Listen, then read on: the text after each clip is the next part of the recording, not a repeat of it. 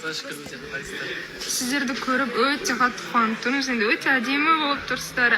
Әсем күннен күнге құлпырып жатсыз.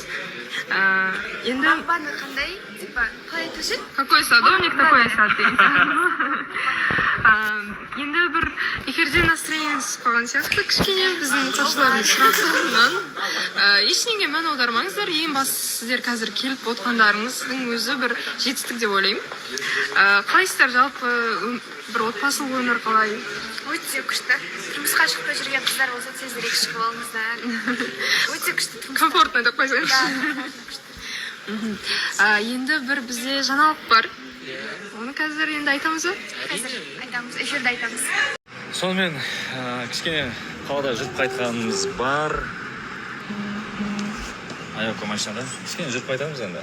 Қазір тәттілер алам.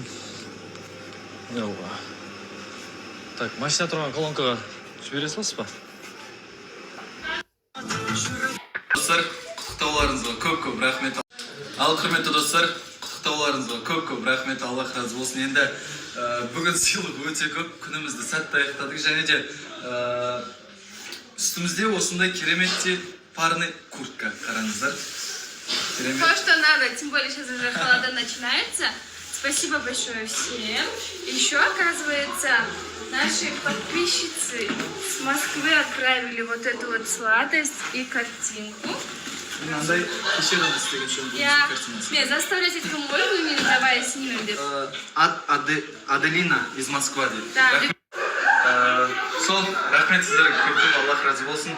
Сіздердің осындай жазып жатқан ізгі тілектеріңіздің арқасында, қолдауларыңыздың арқасында осындай кереметтей дүние болып жатыр. Әннам, Жақсы көреді ме? бұл да жақсы көреді. Келдік, бірақ қасында Тәуіржан жоқ. Жарайды енді.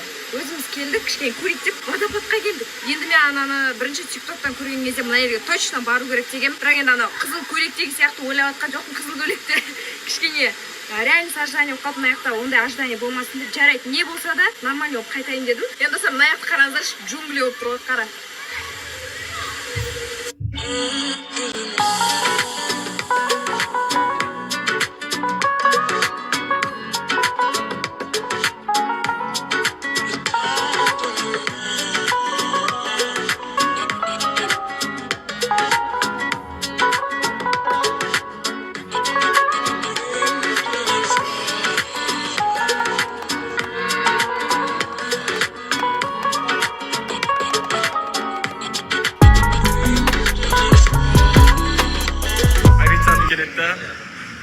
Девушки, иди там.